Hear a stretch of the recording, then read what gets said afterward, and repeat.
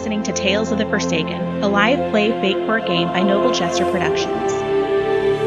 It's been centuries since really has seen war on this scale. I hope my cycles have prepared me to face off against Hardfang.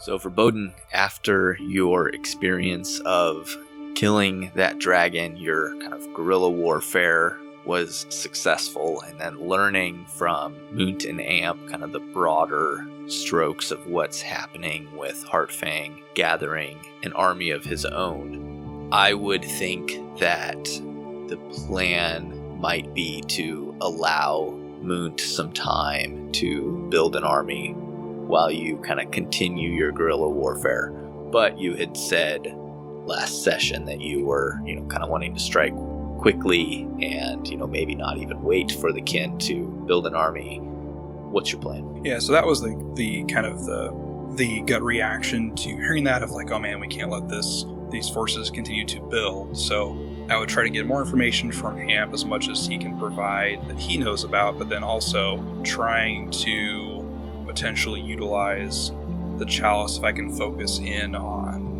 maybe seeing in what's in there and seeing what type of forces we're up against, because while it seems like a good idea to strike quickly, also if it's too big of a force, then I don't want to lose. So we may have to continue the guerrilla warfare and try to whittle our numbers and get creative and keep up that campaign first before we go on with the full-fledged attack. Yeah, so you get information from Amp. He tells you as much as he knows. He didn't actually go himself, but he had, kind of scouts that reported this information to him. And over this period of time, you can send out your own scouts. He points out where this location is on your map. So you've got now a pretty decent map of the Haven. You've got, the various communities and towns and things. You know where Beacon of Hope is, and that's where Hardfang has mostly focused himself. He hasn't left much from there, except to do specific strikes like the one that took out Dror and his rebels. And you have this secondary encampment that is heavily fortified. And he shared as much as he knew about these elves and the other. It looks like, essentially, from what he tells you and from the scouting, that there are a large group of elves that are coming through the portal and, have kind of assembled an army. And then an even larger group of what appear to be almost like slave troops. People that are of other races that these elves have brought through and are kind of, directing them and almost like conscripts, into this force.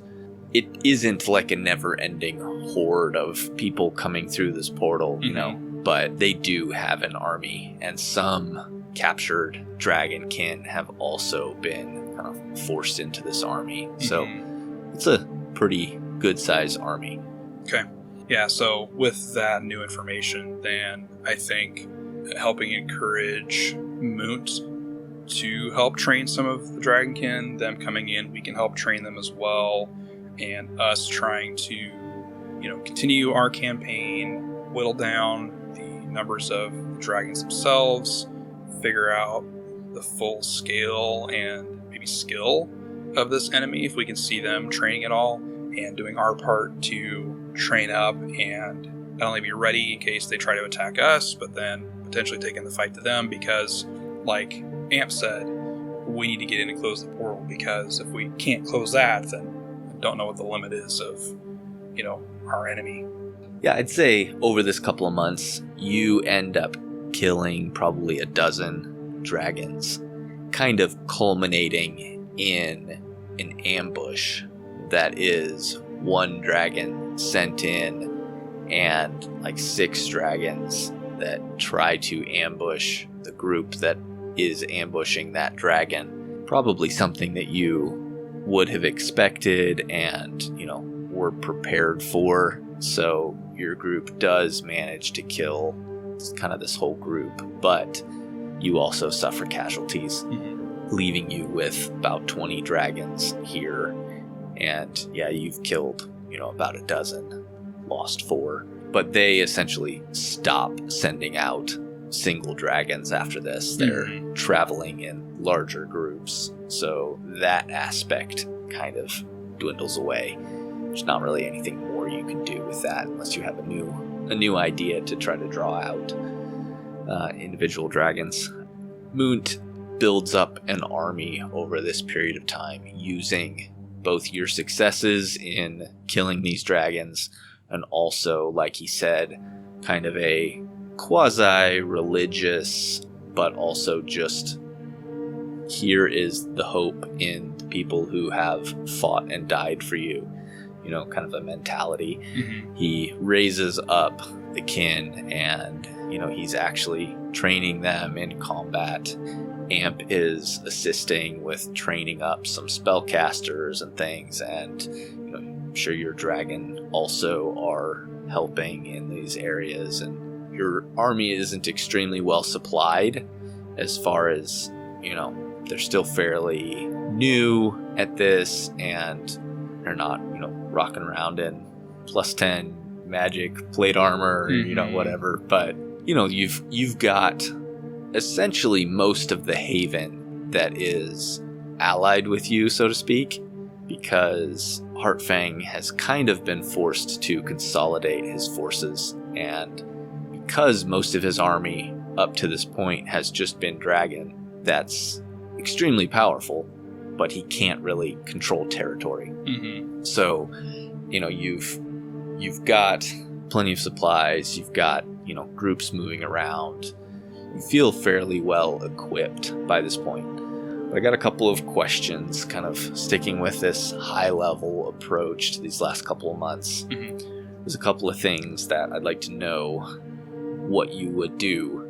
So at one point, Amp comes to you, and he offers to use his connection to Yindra to essentially force a rift in the dragon's barrier around the haven and bring in the Marked to help you. Oh, man. Do you accept that offer? How much time do we have where I can sit and think about this? Oh, gosh. Obviously would be a extremely powerful combat option. You've seen these Marked in combat plenty of times.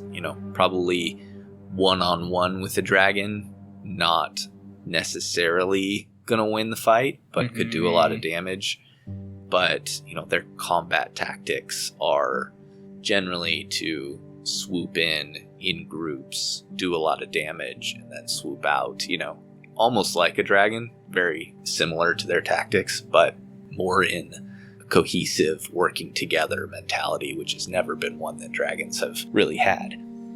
Yeah, I think the only way that I would accept that is if I could get assurances from Yindra that after this is over, that they're going to leave the rest of the dragon and the dragon kin alone. So I'm not going to be asking her to set all the dragon kin really in free. I know she's not going to accept that, but anybody who's in the haven needs to be off limits after this is done. I think that'd be the only way I would be yes, we'll take the help of the Marked. Okay. So you make that request to Amp? Yes. Okay. He sends a message to Yindra, and her return response comes back, and he hands it to you. And it just says, "No. Deal with this yourself." Okay. So I will not accept any help from the Marked. Okay. All right. So that potential is gone. Are there any specific things that you would try to do or, have this growing army focus on throughout these couple of months? Obviously, they're mostly focused on training, but part of training can also be, fighting or moving around, is there anything specific that you would want to direct this army to do?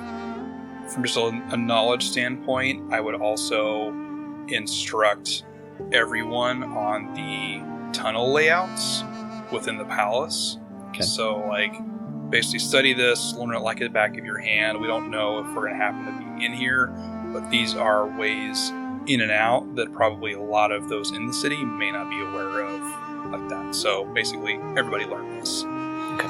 And then I think from a strategic standpoint, with Heartfang and his dragons now changing up, not sending out individual ones, having a dragonkin kind of do a little bit of an attack where they could pose as dragonkin who are coming to apologize and pledge allegiance to Heartfang, and we've brought all of this treasure that was taken out of the city back to you, but we're going to have all these carts loaded up with a whole bunch of Ecton and establish a way to basically blow it up and cause some chaos and hopefully take out a few of Heartfang's people.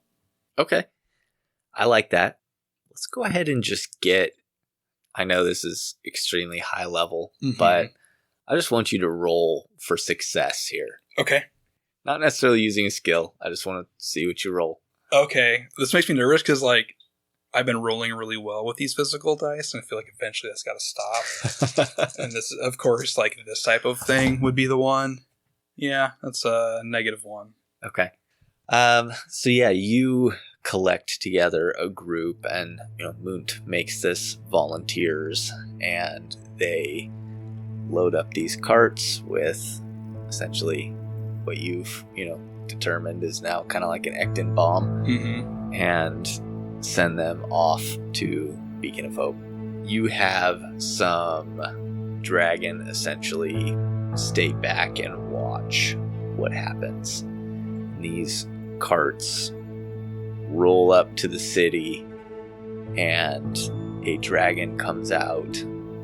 There's a little bit of a back and forth before one of these carts explodes, and then all of them explode, and doesn't really seem like it had a lot of effect. This dragon that was talking to them looks to have been injured, but aside from doing some damage to the actual city structures, there wasn't a whole lot of result there. Okay. The actual city itself, there are still some dragonkin that have kind of been forced to stay there, but most of the city at this point is charred husks of buildings or just rubble, as Heartfang has taken out his anger and frustration on this city. Really, all that's really left is this palace. Okay. So yeah, not extremely successful there, but it's worth a shot. Yeah. All right. Third question I have: what have you done with the chalice in the meantime during these couple months? Anything specific you want to have done? Well, with learning that it excels at creating, I think creating a strong base here would be good. So, fortifying the buildings, creating things that would help protect against, if dragons were to come in here and try to be shooting flame and lightning, and, just like having some, protection over the buildings. So utilizing its ability to do that. I think probably creating even armor and things for people. I mean, if we can have things to help protect those, since we're going into a fight here. I think, would I want to try to see what Heartfang's doing and risk that? I think I would, because now that he's reached out to another plane, essentially, and is bringing people through this portal. I would assume there's some sort of leader that he's communicated with. So I'm going to try to use the chalice and kind of spy on him and see if I can see who this is, get the information, hopefully catch them in a conversation, that type of thing. Okay. Kind of like a D&D scry type situation. Yeah. You do gain some information from this. Heartfang mostly has stayed at Beacon of Hope. The 3 heirs have also kind of bounced, back and forth between the 2 encampments, between Beacon of Hope and this portal encampment. And Heartfang has traveled back and forth a few times. What you've kind of gathered from these elves and other creatures that have come through this portal, and even just kind of trying to explore the portal itself a little bit, there's a strange sense of familiarity and also like otherness to these creatures and this portal. When you had been around these portals, essentially, you have been around portals to other planes, terrible, evil places with demons and devils and things coming through them. Mm-hmm. Those portals always just felt like other awful, almost like foreign invaders on the plane of Rillian, like a wound in Rillian itself. Mm-hmm. This portal does not feel like that. It feels like a hole pushed in a piece of paper. It feels like where it is, Rillian itself has kind of grown thin, and you're not sure what's on the other side of this portal. But it doesn't feel like it's not Rillian. But it also doesn't feel familiar. Okay. I know that's very feelings based, but I feel like you're not going to be able to get more than that from using this chalice. Its power does not seem to be very effective past this portal. It feels like this portal is almost like a barrier to the chalice's power. And these creatures that are coming through, they just have a feeling of, like I said, familiarity, like they're still a part of Rillian, but otherness. Okay. And then as far as actually a conversation between Heartfang and any sort of a leader, you would have to focus on Heartfang himself for a while, and each time you've done that, he's pretty quickly become aware of you. Mm-hmm. So you can keep focusing on that if you want, but just know that he's aware of it and may do something. Got it, because there's maybe a chance that he isn't aware that I have the chalice, so I don't know if I want to risk that. But I also don't know if he actually knows the extent of its power either. Yeah, I'm not going to risk it. Yeah, I don't think I'm going to risk it. All right. As far as creating a base here, that will take, your personal time, unless you're planning on giving the chalice to somebody else to work with. I didn't think so. That will take most of these couple of months, of your personal time. But you create a real flourishing city and base here. I mean, this may be the first actual functional city and fortress that the Haven has. I mean, you're creating walls, you're creating screens over these buildings that, probably couldn't take more than one hit, but they're separated enough out from these buildings that they will be destroyed if lightning or fire or something comes down from the skies. Okay. I mean, you're creating ballista, you're creating, all these sorts of things that could help protect against dragons in the sky. And, strong buildings, strong walls, strong towers, all these things. And by the end of this couple of months, you've created a very functioning citadel fortress here up in these mountains. Nice. Okay. And Munt and Amp and the dragon have kind of worked together to train up an actual army that you feel is capable of getting into a real fight and potentially winning.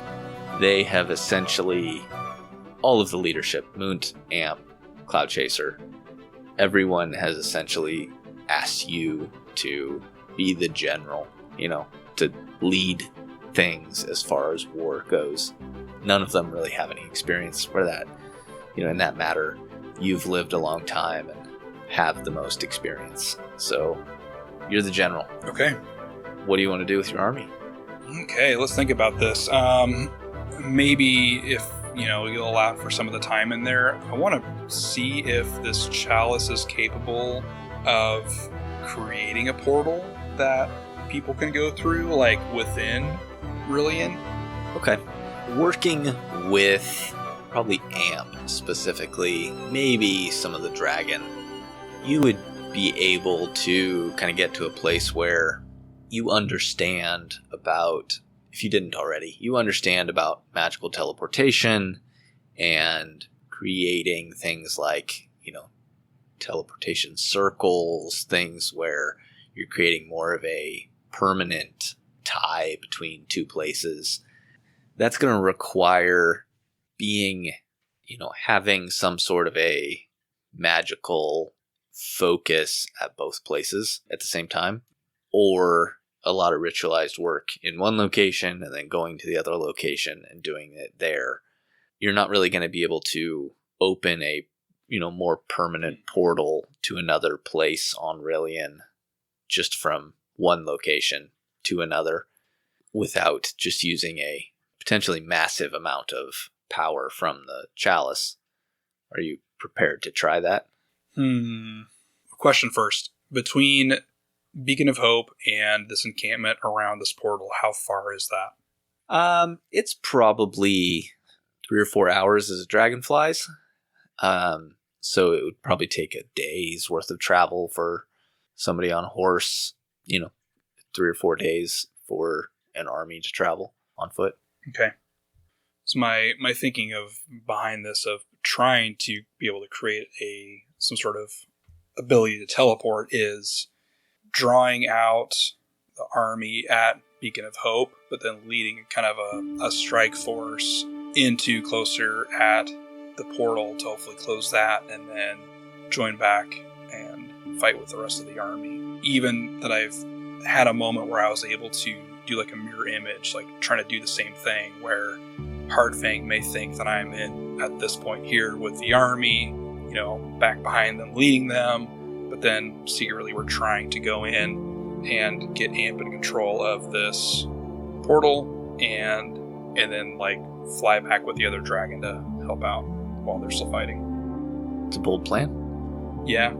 I mean, I've got to be bold. It's a war. Yeah. So you're kind of aiming for one master stroke to end the war. Yes.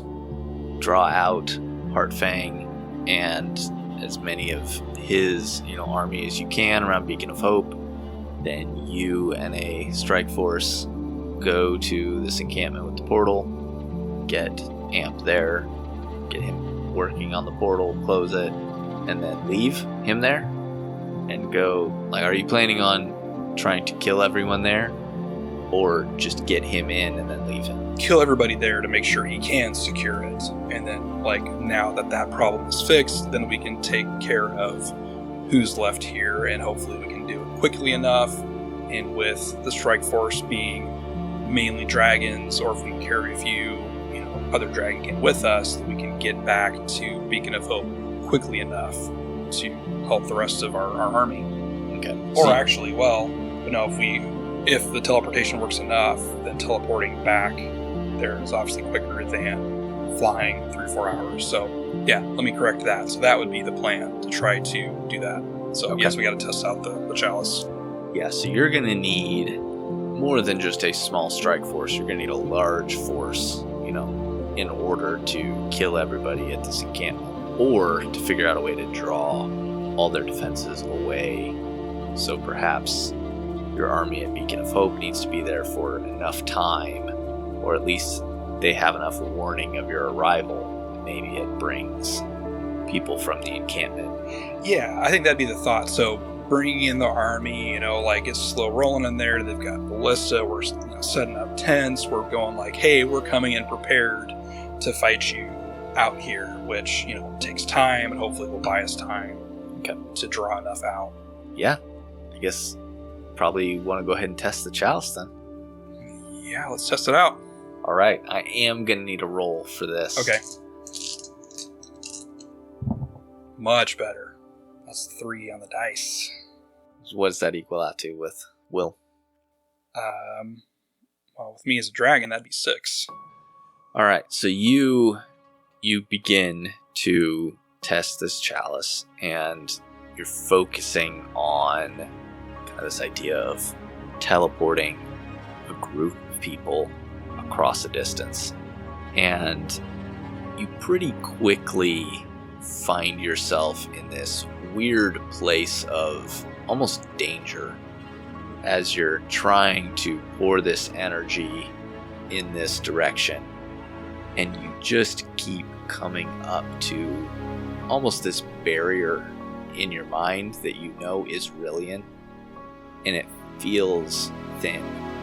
You've been told this multiple times, that Rillian is thin, that portals are easy to create, and you're experiencing this, that you could create a portal extremely easily, but there's a danger that you are going to rip Rillian wide open in doing this.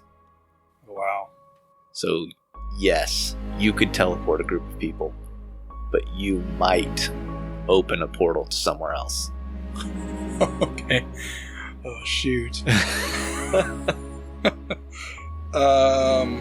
think that's a risk we're going to have to be willing to take. All right.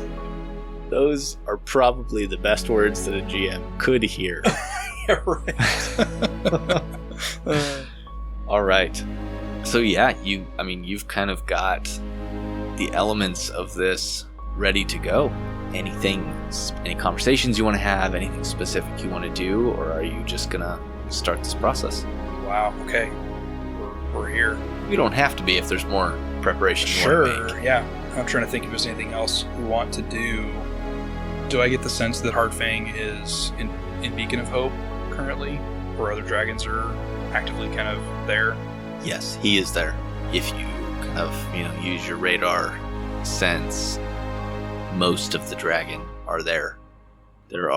He usually leaves a force of probably 25-ish dragon at the other encampment. His total amount of dragon that he has at this point, probably about 120. Ooh, okay. So you're vastly outnumbered as far as dragon, support goes. Your army at this point is probably 3 times the size of his. Okay. That part's good at least. So here's what I want to do. You know those dragons that we killed and left their bodies? Yeah. I'm going to get a few of my dragon friends. We're going to go pick up their bodies, what's left of them. Mm-hmm. We're going to go fly them real high up over Beacon of Hope, and we're going to drop them into the city. Okay. I'm trying to think, if Heartfang takes that bait and comes out and chases you, he's going to catch you. He's very big and isn't like quick acceleration, as fast as a smaller dragon, but he can move at a much higher top speed than you, unless you use the chalice to to do something there. Yeah. So there is some danger in that, but if you want to do it, I'm up for it. Yeah, I'm just trying to think of ways of getting in his head, demoralizing the enemy, that type of thing. So it's definitely not necessary, but it feels right. Okay. Yeah. Yeah. All right. So you go and collect these bodies, and you would know that dragon don't disintegrate and rot quickly. Your essence, your entire being is so infused with magic that, yes, you are skin and bone and meat and organs and all those things, but the magic takes a while to wear off and to dissipate before the rest of your body is really going to start rotting, and dragon scales kind of hold it all together and don't ever really rot. So these corpses are still relatively intact. The damage that was done to them is obviously still, there. But so you collect these corpses, and how high up are we talking that you want to fly? To a point that would be not a typical height the dragons are going to be flying in. So trying to give us a little bit of protection of doing that, like it's probably going to be pretty far up. Okay. I guess this brings up a question. How high would Verboden have ever flown? Do you have any idea what's up there?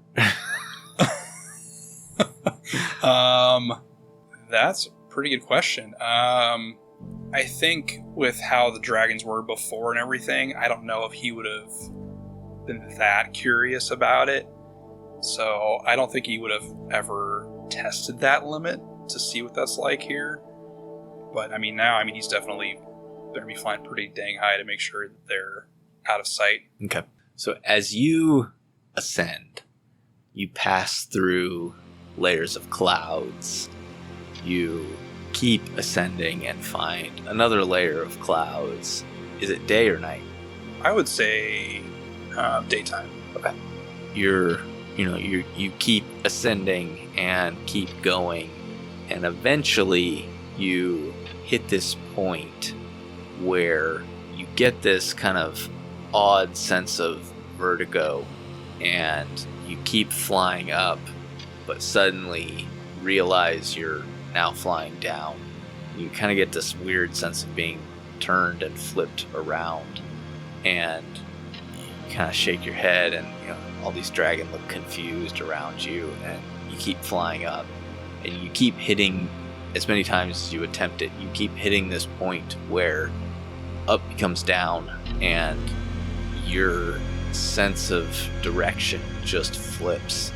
You appear to have reached the max height that you can go, because every time you keep trying to go up, you are suddenly going down. Okay, then I guess we will stop attempting to fly higher, and then we'll line up best that we can. Obviously, being this high up of where we think the city is, and honestly, if it's close enough to the city, I think it'll get the point across.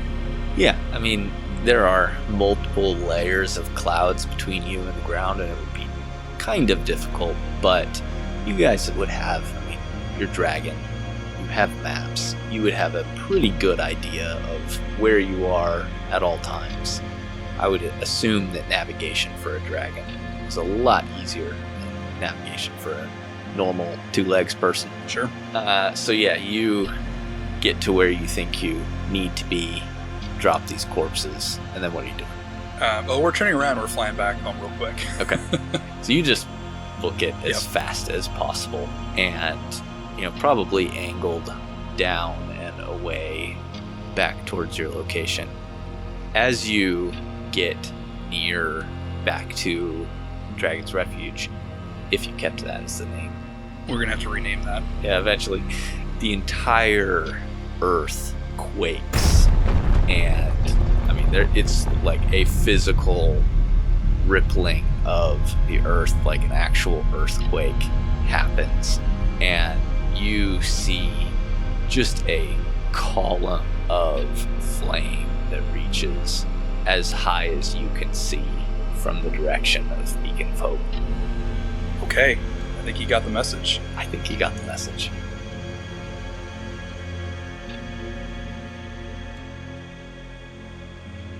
Well, that was a interesting episode. I feel like there was a lot of high-level planning and things that needed to happen, but you've definitely pissed off Heartfang.